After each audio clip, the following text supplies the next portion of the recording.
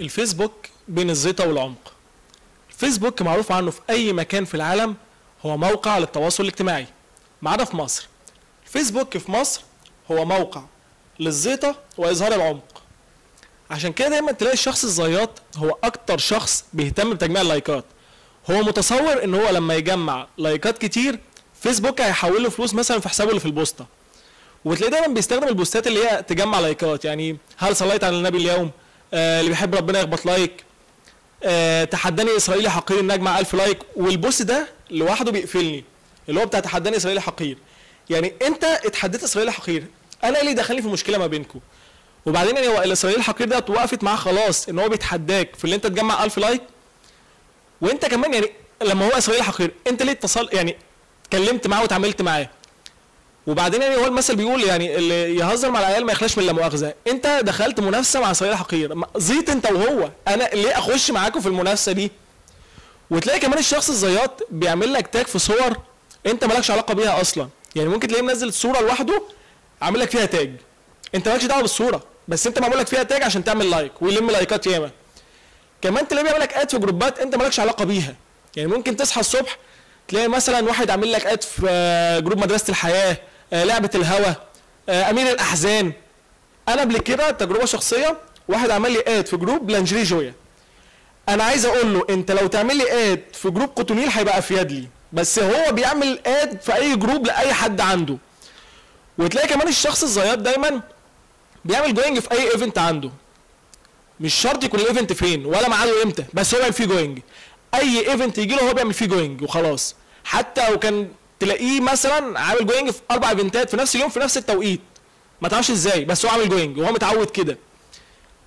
كمان تلاقي في انواع من انواع الزيطه بتعدي على الفيس. يعني عدت فتره من الفترات كانت زيطه منير، اللي انت تصحى الصبح تفتح الفيس تكتشف ان مصر كلها بتسمع منير، وكله نازل باغاني منير وكوبليهات من اغاني منير.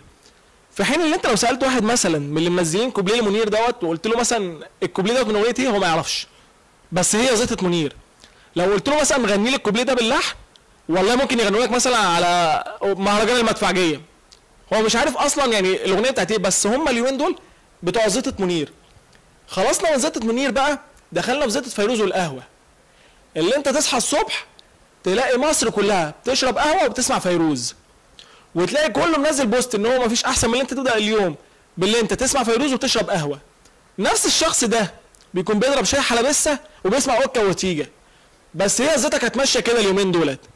خلصنا من زيطه فيروز والقهوه، دخلنا في زيطه الاندر جراوند ميوزك، ان مصر كلها على الفيس بقت كاتبه ان هي بتسمع اندر جراوند ميوزك، وكلها بتحضر حفلات مسار وكراكيب ومحمد محسن وسرور وكل دولت. وتلاقي مثلا واحد منزل صوره سرور وكاتب فوقيها حفله محمد محسن النهارده كانت جامده جدا.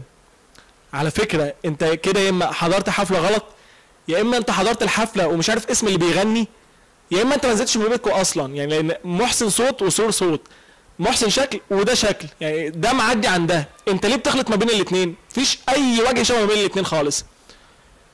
وخلصنا بقى من الزيطه بتاعت الاندر جراوند. الزيطه الحاليه السيلفي. السيلفي انتشر في مصر اكتر من اللي بيطالبوا بالشرعيه وعوده مرسي. مصر كلها بتصور سيلفي لدرجه اللي انا اخر مره مروح بيتنا لقيت عم شعبان البواب ومراته عنايات بيتصوروا سيلفي. واللي يضايقك بقى تلاقي واحد بيديك الكاميرا بتاعته ويقول لك كابتن معلش صورني سيلفي. انت فاهم السيلفي غلط، يعني هو السيلفي قائم على الاعتماد على الذات. انا ازاي اصورك سيلفي؟ وبمناسبه صور السيلفي والصور بصفه عامه، انتشرت فتره زيطه الفوتوغرافر.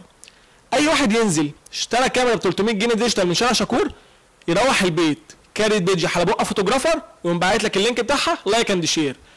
هو مش اي واحد مسك كاميرا وصور يبقى فوتوغرافر خالص. يعني الفوتوغرافر ده بيبقى موهبه ودراسه وعده وليله كبيره جدا. يعني احنا اللي بيصورنا حامد دوت اصلا لحد النهارده ما عندوش بيجي، بقى له 12 سنه بيصور وما عندوش بيجي وماشي عادي جدا واسمه فوتوغرافر ومعترف بيه ان هو فوتوغرافر. فمش شرط اللي انت صورت صورتين مثلا واصحابك جاملوك وقالوا لك حلوه تبقى انت كده فوتوغرافر، لا خالص. كمان من انواع الزيطه اللي عدت فتره كانت الزيطه بتاعه الكآبه، اللي انت تلاقي كله حاطط كفر بكيتشر اسود، بروفايل بكيتشر اسود، بوست اعتبروني مت. تلاقي واحده مثلا اتصل بصاحبها اول مره ما ردش، تاني مره ما ردش، تالت مره ما ردش، تقوم داخله على الاكونت بتاعها بروفايل بكيتشر اسود، كفر بكيتشر اسود، بوست اعتبروني مت وهقفل الاكونت. هو ما ردش عليكي، ما هو ممكن يكون متنيل في الحمام، قاعد مع عمه، مخمود، مش شرط ان هو ما ردش ان هو فركش، انت متلككه على الكآبه جايه، فما تتلككيش عليها من دلوقتي. وزيطه اليومين دول بقى اكتر زيطه كاس العالم، اللي انت تخش اكونت اي واحد مصري تحس ان انت داخل على مودرن سبورت، كلها عايشه مدحت شلبي ستايل، وكلها بتحلل الرياضه، وكله فاهم في الكوره، وكله بيفتي. الانقح بقى من المحللين اللي بيتفرج على كاس العالم عشان المدرجات. احنا كشعب مصر فاهمين كاس العالم غلط خالص. كاس العالم بطوله بتتلعب في الملعب ما بين 11 لعيب و11 لعيب بيلعبوا ضد بعض. احنا فاهمين ان هي مدرجات، احنا بنستنى الجون يدخل عشان نبص على المدرج، والماتش يخلص من هنا تلاقي الشباب يقوموا داخلين اخدين صور البنات المشجعات ونازلين بيها ويقول لك بص شايفين البنات يا غجر. تقوم بقى البنات رد عليهم، تقوم مثلا منزله صوره مشجع برازيلي تقول له على فكره انت ما شفتش برضه صوره المشجعين البرازيليين؟ يا اخوانا انتوا فاهمين كاس العالم غلط، وربنا كاس العالم ما كده. كاس العالم ده بطوله بتتلعب، انتوا ليه باصين على مدرجات وفاهمينها كده؟ الانقح بقى من الشخص الزياط الشخص العميق. الشخص العميق دوت اللي هو بيتصور دايما وهو مش واخد باله. والشخص العميق ده اللي هو تلاقيه داخل الساعه 4 5 الفجر كده وكاتب لك بوست مفيش احسن من اللي انت تبدا يومك بصوت العصافير. يعني انت عايز تقنعنا اللي انت مطبق لحد 4 الفجر ولا 5 الفجر عشان تسمع صوت العصافير؟ يعني انت جايب مثلا 4 جاي افلام وثائقيه ومطبق عليهم السيجارتين وعايز تضربهم في البلكونه وابوك نايم، ما تروش علينا وتقول لنا اللي انت سهران عشان تسمع صوت عصافير. مش مقنعه. انت لو مزنوق في صوت عصافير جوز عصافير ب 20 جنيه من محطه مصر واقعد اسمعهم طول اليوم وما تقدرش نفسك يا عم وتسهر طول اليوم. وتلاقي كمان بقى الشخص العميق دايما اللي هو يكتب لك ان هو يعني خلص تراب الماس وداخل في الفيل الازرق وبعد كده يخش على هيباتيا. على فكره هو ميكي وتان والحاجات اللي انت بتقراها دي ما لهاش علاقه باحمد مراد ولا لها دعوه اصلا بالروايات. يعني انت بتقرا حاجه غلط خالص. ومن انواع الزيطه انا كنت مره قبل كده في توقيع روايه 1919 بتاعت احمد مراد في مكتبه الف، فلقيت واحد داخل معاه الفيل الازرق وروايه 1919 وهيباتيا وداخل وعايز يمديهم لاحمد مراد. يعني انا عايز اقول انت لو وصلت له انا واثق ان هو هيناولك واحد فيهم. والمصيبه ان هو دخل على واحد واقف جنبه، يعني هو مش عارف احمد مراد مين اصلا، بس هو زيطه التوقيعات بقى وان هو الولد بيقرا ومتابع روايات والدكن ده كله.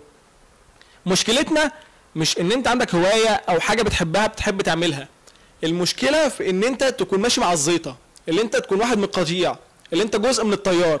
عندك موهبه بتعملها لو انت لوحدك في مصر كلها اللي بتحبها اعملها. انت مثلا بتحب مثلا باند معين وانت لوحدك بتسمعه مفيش اي مشكله. مش لازم تلاقي ان الناس كلها راحت تسمع حد معين تبقى انت معاهم. مش شرط الناس بقت بتعمل حاجه معينه تبقى انت معاهم. خلي ليك شخصيه مستقله، خليك انت نفسك، ما تكونش الزيطه.